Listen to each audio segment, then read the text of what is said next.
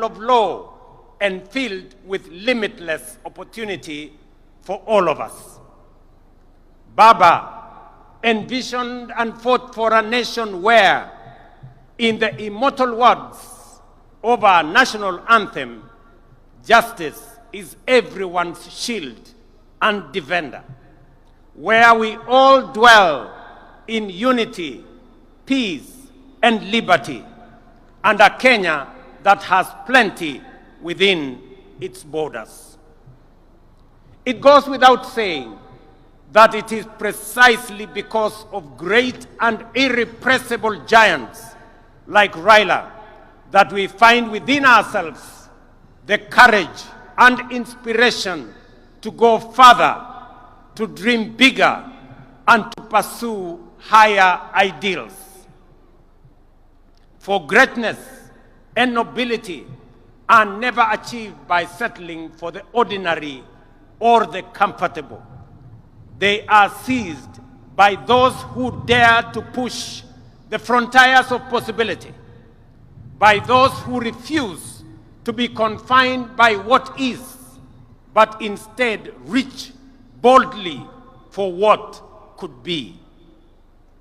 It is in that restless, relentless pursuit of higher ideal, in that unyielding spirit of aspiration, that humanity advances and nations rise. For it is only by stretching beyond our limit that we discover our true strength and fulfill our full destiny.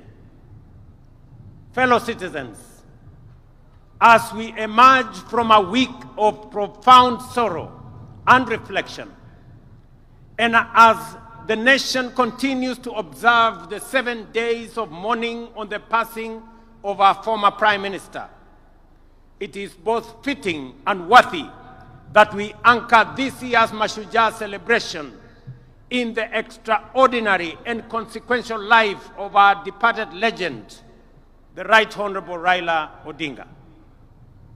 In honoring his memory, we also draw from his journey of enduring lessons of courage, service, and unyielding love for country.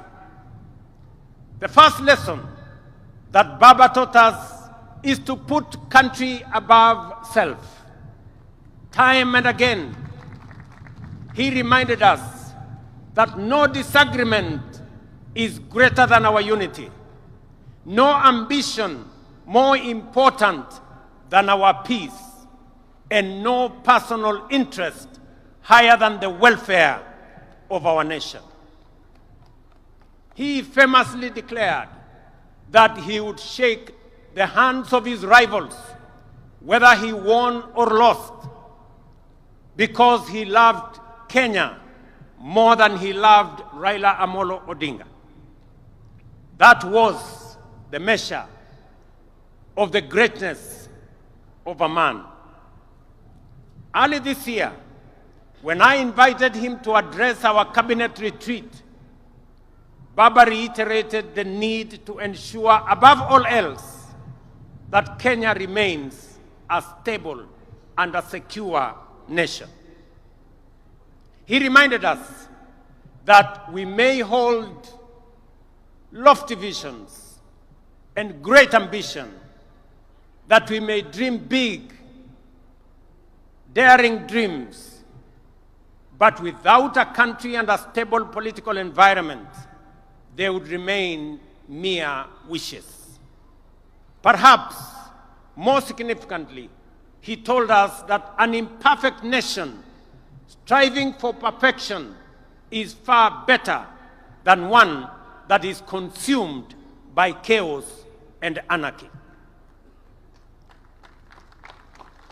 And he could readily point to countries in our region that were once stable, but later descended into turmoil and disorder, and decades on, they are yet to regain their stability. There are people still enduring untold suffering and loss. This is the critical lesson that those who criticized and faulted Baba for working with us to stabilize the nation forget or refuse to acknowledge, or they just simply don't care.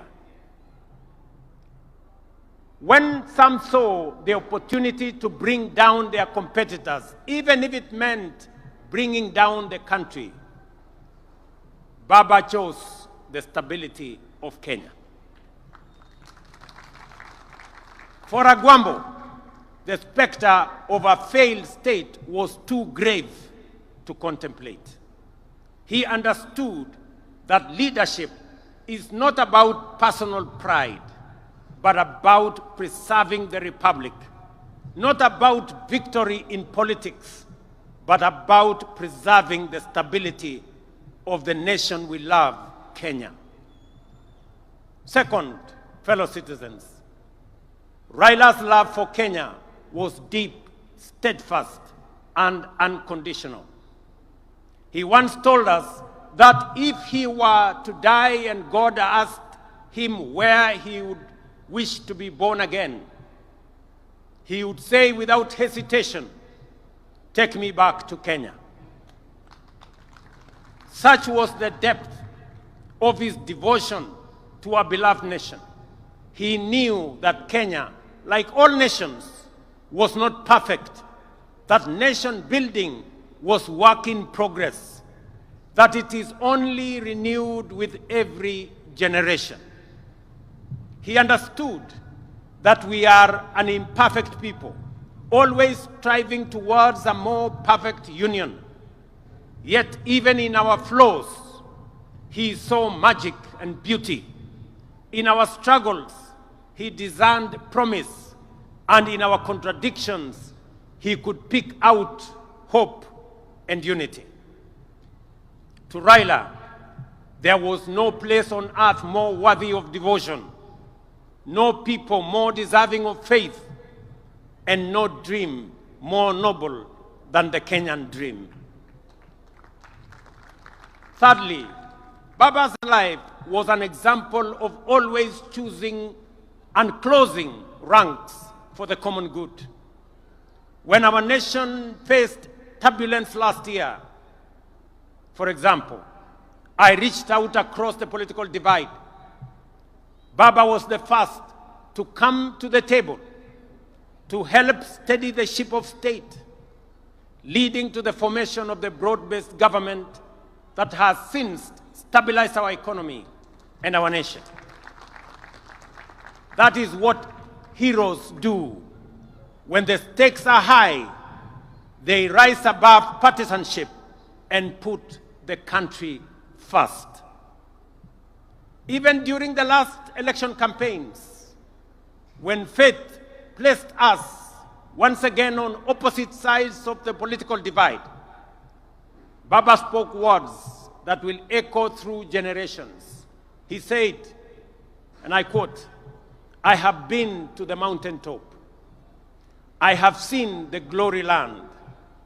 I may not get there with you, but together we will get there." End of quote. In those words lay the essence of his leadership: selfless, visionary, and anchored in faith that Kenya's destiny transcends any individual. He reminded us that collaboration, even with rivals, is not an act of political convenience, but a sacred pact with posterity. For Baba, it was never about him becoming president. It was about Kenya having a good president, and Kenya moving from a third world status to a first world status in a short time as possible, so that we, as a people and as a nation, can realize our true potential. The glory land that he saw at the mountaintop is the better, the greater, and the more perfect union for which we must now, on this Mashujaa day, dedicate ourselves anew. Fourth, Our former Prime Minister was a foremost preacher of national unity.